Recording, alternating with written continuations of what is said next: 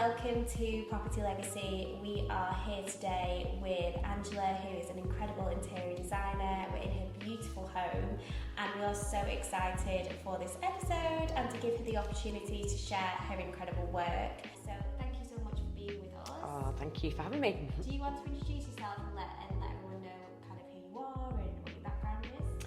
Yep, so I'm Angela Bamforth. I own a company called 3 Interiors. I have been an interior designer now for over 15 years and mainly do residential, working with people directly in their homes. So how did you get into interior design? Is it something you did from school, or is it something you wanted to do or you had like? Yeah, so I went to college and did interior design and then didn't really end up working in interior design for a while. I ended up working in a bank, but more of a call centre environment, and then from there ended up in recruitment, which at the time in the 90s, doing IT recruitment was very easy and very profitable. So I stayed in that for quite a while, and interior design was a hobby.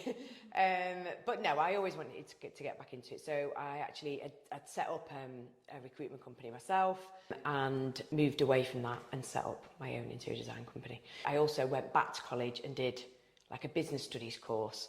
So kind of the combination of the two, I suppose, just gave me the confidence to set up on my own. And I'd already set the recruitment company up. So I was like, how hard can this be? I'll just do what I do in recruitment and just ring people all day. So I set off doing a lot of show homes because I wasn't scared to pick up the phone and speak to property developers, really. And probably just naive as well, really. Just complete naivety, just like, hi, yeah, are you building houses? You're going to need a show home? I'll do it for you. So, yeah, I kind of started from there, really. And at the start, I did everything. I mean, I did like toilets for an Indian restaurant at one point, I think. And over the years, I've sort of honed it down to who my ideal client is and, yeah, the kind of work that I want to do. And it's really working with families who aren't... I don't do very glitzy, showy, high-end footballers sort of properties. Not that I would, be averse to doing that. It's just most of my clients have tended to be people who really want to have a lovely home, but they just don't have the skills or the time to do it themselves. And it tends to be sort of professional families. It tends to be people who aren't creatively minded. So engineers, scientists. That's me. Engineering background. So Yeah. It's difficult. Yeah. I struggle to see. I can see it, property from rubble to being structurally sound and more or less functional. Yeah. All the other bits, it's a pain in the backside. Yeah, exactly. This is it. And the thing is, when it's your own home, you know yourself, when it's your own home, it's like that's your sort of sanctuary from the world, isn't it? If it's not functioning properly, it doesn't feel right, but you don't have the skills, it can be really frustrating. It's also like your biggest asset, isn't it? Yeah. You're not going to spend really much more money than you are on your own home. So yeah, that's where I get the most sort of satisfaction in giving people a home that they just love coming back to every day, really. Yeah, definitely. And I think as well, like, especially after COVID and people's homes, I feel a lot more now over the last few years, they really have kind of become our sanctuaries. Yeah. And it's so important to kind of be in a space that you feel really comfortable in and like you're happy to kind of welcome people into as well. So the fact that you've really kind of found your craft in your target audience and you want those really nice, beautiful family homes, I think that's really an ideal market as well, because there are so many people that want that but just can't achieve it on their own. So like obviously we're here in your house today, it's absolutely stunning. Thank you. It's beautiful. Yes, I've got major house envy. Yeah, it doesn't normally look like this. Obviously I've tidied for you coming over. But yeah. Me and my partner, we were watching Friends the other day, and it's the episode where Chandler finds Monica's cupboard full of stuff. Yeah, it just reminds me of like when you have people coming around, you're like, just shove everything in the one room that no one will see. Yeah. Everything else will be fine. Yeah. I know, well, like I mentioned to you before, we had a couple of rooms like that, my office being one of them, and the upstairs sort of playroom / office being another. But because we're putting the house on the market soon, it was a bit like, that needs to go back to being a bedroom, and the office needs to be a lot less chaotic than it was. So yeah, don't have those rooms anymore, so everything's in the garage. So obviously you started off, like you said, you're pitching yourself to companies for show homes. When did you kind of move into more of the family kind of environment? How did you find that was the place you kind of really wanted to put yourself? Yeah, I mean, I think I always wanted to do residential. The show homes sometimes just easier because it's B2B, Yeah. you know, and you're dealing with professionals who just get it. But a lot of the time, it wasn't that they didn't have the budgets, they just didn't want to spend the money as much. And also they don't care, it just has to look okay. They've sort of taken care of the functionality and everything else, haven't they?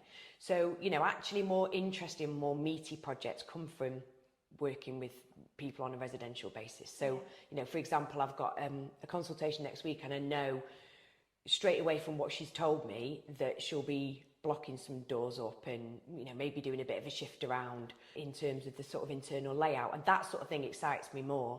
I'm not entirely sure how I kind of got into it. I suppose it was just more doing more marketing and having the website that the show homes were good because it was a good portfolio builder.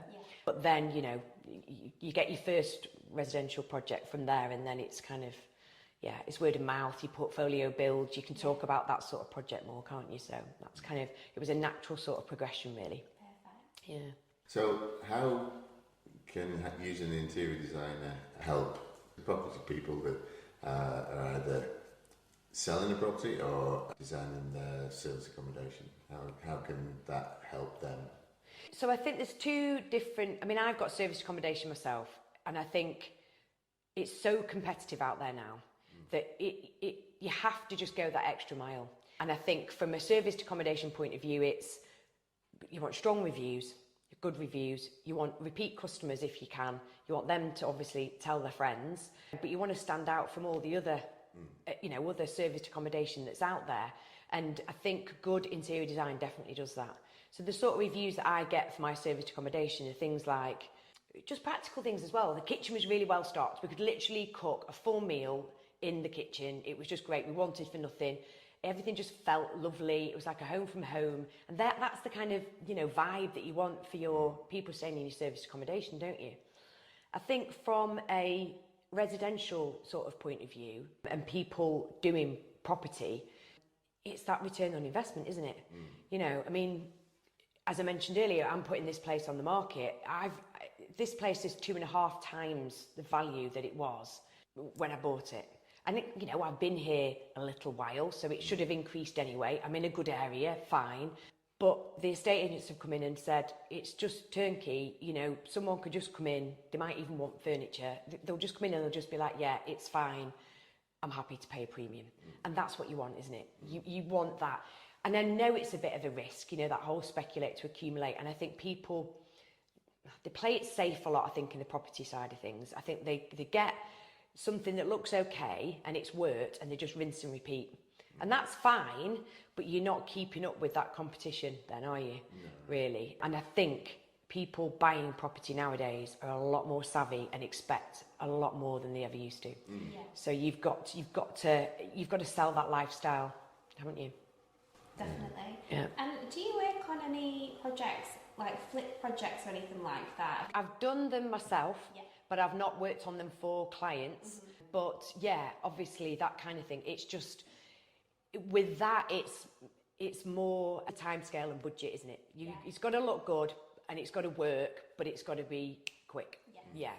Which is great, and it's fine. I do think really good design does take a little bit longer. But I do think that if the flip goes over maybe a little bit over time, I think you'll get that back on your sort of investment when you come to sell, whatever it might be, if it looks really good. And have you got a favourite kind of project that you've worked on? And obviously we're sat in your home now that you're kind of getting ready to go on the market. Yeah. But we did speak before we started rolling the cameras about how much kind of time and love has gone into this as a project. So do you want to speak a little bit more about that? Yeah, so we bought it in 2015 and we just lived in it for a while. Kind of knew what we wanted to do, but that's something I would always say to people. You know, if it's a family home and you know you're going to do work to it, don't start hacking things about, like, literally as soon as you walk in the door. because you want to understand how you live in it. Like I knew we had a dog, we had a different dog, but I've still got a dog. So I knew we needed sort of a place for him when it's muddy and wet, and I wanted a bigger hallway. The hallway was really small. It wasn't really good for welcoming guests and things like that. So those are the sort of things that you work out reasonably quickly once you start sort of living in it, really. So we didn't start the work until back end of 2017, and we took it from a 2-bed. There was a bathroom upstairs, but down here was like, how can I describe it? It was literally just like a wooden outhouse type thing bolted on the side of the house. It was very strange, and there was a toilet in that. It was just freezing. Any time of the year, just freezing. So now we've got 4 beds, ensuite to the main bedroom, bathroom, loo and kind of laundry room downstairs, utility, so it just works as a good sort of family home, really, without massively increasing the sort of footprint really too much. Yeah. So yeah, because it doesn't feel like you've extended it. It just feels like a proper, a big family home. Yeah. You see quite a few out there that you can go and you can see the extension. You can see it just doesn't fit with the rest of the house. Yeah. Feel like integrated. No, exactly. Yeah. It's that type of thing that you need to get that detail there, because it just looks like it's. Some houses we've seen in Blackpool just have blocks attached to a house. Yeah. And the roof isn't the same. The brick colour and the mortar. Yeah, it's just annoying. It's annoying, isn't it? You look at them and you just think, planning. I mean, I've got a house at the moment, project at the moment that's stuck in planning, and then I go around looking at some other houses and I think, really, that got through planning? Like, it's not fair, is it? Yeah, I know what you mean. Yeah, no, it was important to do something that was a bit different. I mean, if you look from outside, this house does look different to everybody else's. It's a cladded box at the back, and everyone else's is quite traditional. So it raised a few eyebrows as it was sort of going up. Some of the neighbours were a bit like, "Oh, I don't like it." Tough, it's got through planning, and you'll get used to it because it's going to be gorgeous. But just make it just a bit better and not take up too much of the garden, because the garden's not massive, so we didn't want to eat into that too much.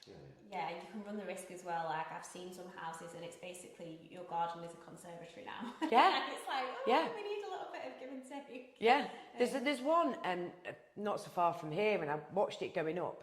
I mean, it was like just a standard sort of 60s detached house, like a lot of them, around here are, and it's just massive now. I mean, it's nice, but it just looks a bit weird. Yeah. And their garden must honestly be the size of a postage stamp. Yeah. And you just sort of think, you've got to think about everything, haven't you? The whole sort of environment. So you're introducing your design kit. Yeah. So what is the intent behind that, and who would benefit from that? So anyone who wants to sort of have an interior design scheme, but it be more curated for them, and the people who don't really want to spend the money necessarily on an interior designer in terms of getting that sort of involved, but wants that look and a very simple, easy way to do it. And that's for any property professionals, really. I mean, I've sort of aimed it a little bit more towards serviced accommodation for now. It would work for people doing flips, people doing HMOs, people doing their own homes even, property developers, they want to use it as a show home type. So it's basically online mood boards and design boards with all the furniture and everything sort of laid out, so you know exactly what you need to do room by room, and then there's like a shopping list underneath that, and all you do is click on the shopping list and it takes you through to that supplier's website. So you can sit in an office environment or at home or whatever, and within a couple of hours have everything ordered and all ready to go. It's getting good feedback from anyone I speak to about it, and I think it will be useful for those people who want something that's a bit more designer and a bit more curated for them, but without the sort of hassle and expense of using professionals, really. If they're happy to do a little bit themselves, then yeah. I think as well, it's like bridging that gap, isn't it? And I think as entrepreneurs in business, it's about identifying those gaps in the market and how you can help with different kind of pricing ranges and still kind of get that stamp of approval and your kind of craft across in that way. So I think it's an amazing thing you've created, and I think it will be really, really helpful for the whole kind of property industry. So, you know, it's aimed to lots of different types of people and types of projects. So I think it's something that people are going to get a really good amount of use out of. So I'm very excited to see more about it. Oh, thank you. Yeah, no, I'm looking forward to launching it. Hopefully that will be soon. And I do think it'll be useful. I mean, I was getting asked, when I was going to property sort of networking events, I was getting asked for what I've created in your design kit, really. And actually, I'd sort of, this is what I usually do, half start a project and then it gets dropped because I get busy doing other stuff. But I'd started this for more the developer side of things because I was doing the show homes, and I was like, you know, nowadays a lot of them will just sell off plan, fine. But it was for those developers really who didn't necessarily want to use an interior designer. They were like, oh, my wife can do it. Great, she's not an interior designer, is she? But that's fine. But if this is all curated, then yeah, she can absolutely go ahead and use that as a template. So that was sort of shelved and it was just sat in the background. And I was thinking, you know, what could I do with it? And then when I started attending more property networking events, I was getting asked for that solution. So yeah, I'm hoping it will be popular because I've sort of done the research in terms of asking enough people, and I don't know, maybe everyone's being polite. It's like, yeah, it's a great idea, but the proof will be in the pudding, won't it? We'll see. I think as well, that's why networking is so important. Yeah. Because it's usually the questions that people ask you that you've not even, you may have potentially thought of them, but it kind of confirms things in your mind. You go, actually, I'm onto something because people are asking for this. I Exactly. think networking is one of the best kinds of marketing research that you can do. Yeah. Because you have that opportunity to ask those questions as well. And sometimes you can go into those scenarios and you can actually kind of set yourself a plan and be like, right, these are some conversations, these are some questions that I'm going to ask certain people in the room and see what kind of feedback you get. So I think kind of having that confirmation from those people too has really kind of helped you shape something that's going to now be coming to fruition as well. So that's very exciting. Yes, it is exciting. Yeah. Yep. So besides, obviously, that's a big thing that you're going to be launching soon. Have you got any other kind of projects that you're either currently working on or anything coming up in the future that you're quite excited for? Yeah, so I've got basically Full House in Hale, where I've sort of stepped up a little bit more, and I wouldn't say architect because I can't say architect because I'm not an architect, but have worked with the architect very closely, and he's really just sort of drawn up the plans that I've sort of given him in terms of the space and everything and how it's going to look, and possibly why it's still in planning, but anyway. I wanted like a nice big gable at the front. They were like, no, you're not allowed a gable, you're not allowed this, you're not allowed that. I was like, oh God, okay, fine. So yeah, so that is basically, we're coming out a little bit at the front, we're going out at the back. We'll do similar to what I've got here, which is like a big sliders, but with them doing a sort of overhang as well, so you can still sit out there when it's raining, because yeah, that happens a lot, doesn't it? Games room, a kid's snug. So there's not really very many sort of internal walls that are going to be sticking around really. There's like the core of the house. We're even changing the staircase. So yeah, I'm excited for that. We should have a decision on it very, very soon. Yeah, so it got refused. It's gone back in. From sort of talking to the planners and everything else, you know, we've done everything that they've asked. And it'll still look good. We're still getting all the things that we wanted. So yeah, that'll start hopefully September, October. Amazing. I know. I can't wait because, yeah, it's been a long time coming, that one.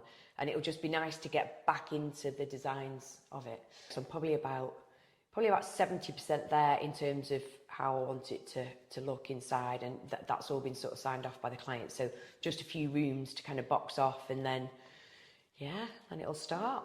Yeah. An average project, what kind of length of time do you look for? What can it take? So that's a really good question because it's really dependent on the client. I would like every project to be done and dusted as quickly as possible, obviously. But, I mean, recently, just before Christmas, God, it's July now, isn't it? Yeah. But, last year. yeah, I know, this is it. It's before Christmas, I finished a project that was one room, and I'd started it in the January. But that was because the clients were so busy. And then there was holidays, and I was like, we were getting to sort of September time, and I was like, guys, do you want this done for Christmas sort of thing? You know, that's the longest it's ever taken. But yeah, it depends. I mean, the Hale one, for example, the actual build on it is 4 months. So, you know, they should be done and dusted within 6, you know, from my point of view. And it's just making sure that the sort of logistics, and they're ordering things sort of in time for once that build's finished, I'm in, and then we're sort of looking at an end date from there. But yeah, how long is a piece of string? It really depends. It depends on the complexity of the job. If there's build work, sometimes there isn't. Sometimes it's just, if it's just a room, sometimes it's just decorating. But for example, in this room in Wimslow, there was also, they couldn't decide what they were doing with the fireplace. It was massive. It really dominated the room. In the end, it didn't look as bad, but we were getting rid of it. Then we weren't. Then we were going to put a wood burner in. Then we weren't, because we couldn't. Then we were going to do this. Then we were going to do that. And in the end, it sort of stayed as it was and was just painted. So, you know, those sort of things as well. And when you're working with clients, you know, obviously, interior design is still a luxury service, isn't it? You know, it's not, you don't have to have it. So, you know, generally the people that I'm working with have the money to spend, or the money that they've put aside. But a lot of the time, they're working in the jobs to pay for that as well, aren't they? So they're busy, and yeah, things can escalate, as it were. So yeah, it depends very, very much on job and the client, really. Not me. I'm just like, come on, get it done. No, it's just because if you're like a property investor who's wanting to do a flip, then obviously doing bridging finance and all that kind of stuff, Yeah. limited to time. Yeah. So it needs to be systems that they can put in place and talk to professionals to get it through and get it through quickly. Yeah. To make sure it does stick within that 6 month time or 4 months time. Yeah. And all that kind of stuff. So it's just interesting to see how it can, obviously dependent on the actual project, but how it could actually fit into different strategies and how you do it, or whether it can be done once you've bought property that you're going to keep for a long time, you know. So yeah, it just depends on the actual project itself. Yeah. I think with a flip, you know, you've got that sort of time scale, haven't you? I think if someone is thinking of doing flips, they've got to almost have a good idea of what they're doing before they're going into that property, don't they? And I think that if they were talking to an interior designer as soon as possible, then there's no way that you can't work with, you know, a quicker timescale like that. And actually, you know, it's great, because if I was looking at it from my point of view, you can fit those projects in and around the bigger projects that are taking a lot longer. You know, let's be honest, from a cash flow point of view, you need those smaller projects as well. You know, I can't sit here with all my eggs in one basket of like a massive project. I have to fill in around it. So yeah, it can get a bit tricky from that point of view. But I think, yeah, flips, one rooms, you know, couple of rooms, that type of thing, they're the sort of projects that fill around the gaps for me, for sure. Okay. And what area do you work in? It's just the northwest, is it the north? Realistically, within an hour and a half travel from Bramall, mainly because once you start on a project, you visit quite a lot. So you don't want any more than like 3 hour round trip in a day. It just gets too much. And yeah, I do like to be involved, and especially when I'm working with families. And you know, a lot of the time, Hale, for example, they're going to be moving out, so they're going to want to meet me on site and see how things are going, and that's fine because it's literally 20 minutes. That's ideal.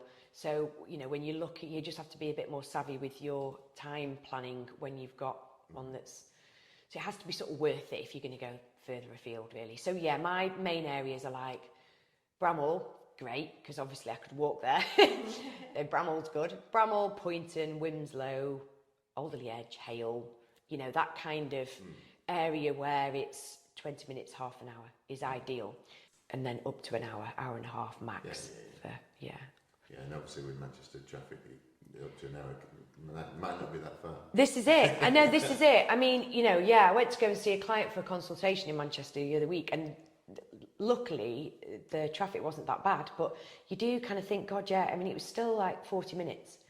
So 40 minutes either side of a couple of hours, that's like, it's half your day gone, isn't it, for just a couple of hours consultation, really. So yeah, it's tricky. If somebody wanted to work with you, can you explain kind of who you'd like to work with, how they can work with you. Yeah. Because obviously there'll be lots of people that are watching this, whether you're tuning in to it when it comes out or whether it's in the future. Obviously we've got all of your contact details, but if there's anyone in particular that you would like to work with, how can they get in touch with you? Yeah, so all of my contact details are on my website, and there's loads of contact me buttons there, which will either take you through to an email that'll come to me, or you can set up a discovery call. I think the easiest thing to do is to look at the website, and it gives you just a better idea of projects that I've done, and then get in touch that way, and we can set up a call. So yeah. Thank you. Yeah, no, thank you. So that's the end of today's episode. The Property Legacy podcast will bring you another episode in another couple of weeks. To support Property Legacy, you can find us on Instagram, Facebook, TikTok, LinkedIn, and we've got a brand new website. You can go on there and find out more about your hosts, how to get involved with the podcast, and any future events that we may be involved in as well. You can find us on YouTube, Spotify, and Apple Podcasts. Please like, subscribe, and give us some reviews and feedback on what you want to see on future episodes. Thank you so much for supporting us, and we'll see you on the next one. Bye. Bye.